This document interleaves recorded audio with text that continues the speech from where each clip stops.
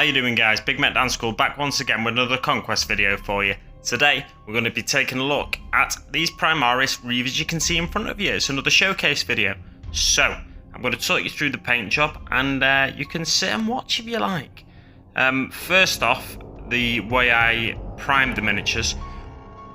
I've spoken about this in previous videos, but in short, I took a Halford's red primer, primed it all over, and then a Halford's white primer and sprayed it with a zenithal highlight from above the miniature to create shadow effects in the recesses on the lower areas. And then the yellow we'll move on to now, I guess, seeing as though it's the most predominant colour. I used the contrast paint Nasdrag yellow. These are all contrast paints that I'll be listing, so I don't have to repeat myself with contrast paint every time I talk about a paint. Anyway, on to the other colours. The white of the sergeant's hair, I used the apothecary white, and it gives you a really nice sort of a white hair look, in my opinion. I'm really pleased with the way it's come out. I've also used that apothecary white on the symbol on the shoulder pads, as you can see. Certain areas I've just left with a bare white rather than put the apothecary white on, so it's actually the primer, the white primer on the scabbards, the knife scabbards and that. So yeah, on to various other colours now though. We'll start with the red. I've used a Flesh Terror red on the purity seals and on certain grenades and stuff like that, just as a spot colour so you can pick it out, and also on the eye lenses of the guys with the helmets on. Then the other part of the purity seal, I have used the Skeleton Horde contrast paint, which gives you a nice like bone coloured creamy look, and works quite well on the parchment of the purity seal as well. The leather on these miniatures, so the pouches and that, I've used snakebite leather.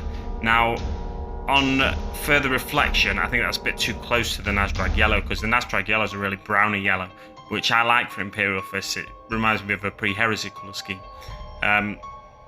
But the snakebite leather's a bit browny, so on future miniatures you'll see, you'll notice I've chosen a darker brown on the leather. I've gone with the wildwood on future miniatures, but this one was snakebite leather. And then where else can I talk about? So the black is Black Templar. You'll notice on the shoulder pads, on the right shoulder pads, it's very patchy. With the Black Templar, you're better off doing a couple of coats. These ones, for some reason, I've not done a couple of coats before I've done this showcase video. But yeah, a second coat will quickly fix that blotchiness.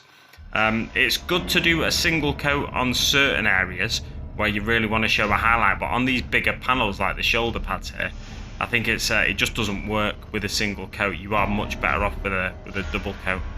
And I've done that on all the recesses of the ribbon of the armour joints and stuff, and on the scabbards as well, as you can see. The Dark Oath flesh I used for the flesh of the sergeant. What else? What are the colours? Oh, there's a green grenade there on the chest. The green grenades, I used Militarum Green, I think. It was either Militarum Green or Plague Bearer, but I'm pretty sure it was Militarum Green. The reason I'm slightly confused is because on future miniatures, I know I've used Plague Bearer on certain areas.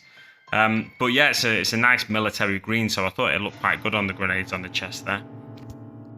I've spoken about this before as well, but the Imperial fist symbols you can see on the left shoulder pads, I got them from Pop Goes the Monkey on Shapeways. I'll pop a link in the description below. And also on a previous video, I mentioned that I was going to compare the contrast paints to the more traditional painting method, and that's what I'll be doing shortly in this video. Yeah, so I think when you see them together, you'll notice that they're quite similar. I'm just picking one out now, and I'm going to pop a intercessor with a regular paint job into the mix, or two intercessors rather.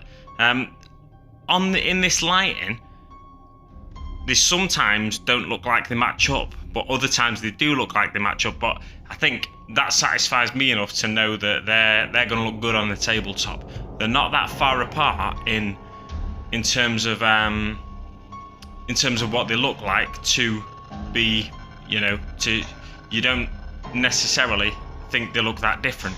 So I'm really pleased with the way I've managed to match up the colours, even though we've used the darker red of the contrast paints, the Flesh Terror, because there is a Blood Angels red as well.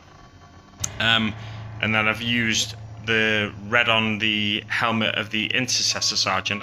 I used a lighter red, so you'd think the Flesh Terror would match up with Corn Red, but it actually matches up quite well with the Mephiston Red if you put an Agrax Earthshade Wash over the Mephiston Red, because it just darkens that Mephiston Red. So that leaves me pretty satisfied with how I've managed to match up these contrast colours with the more traditional painting method of base paint, layer paint that I say the more traditional method, it's the GW method really. Yeah, I'm pretty pleased with that.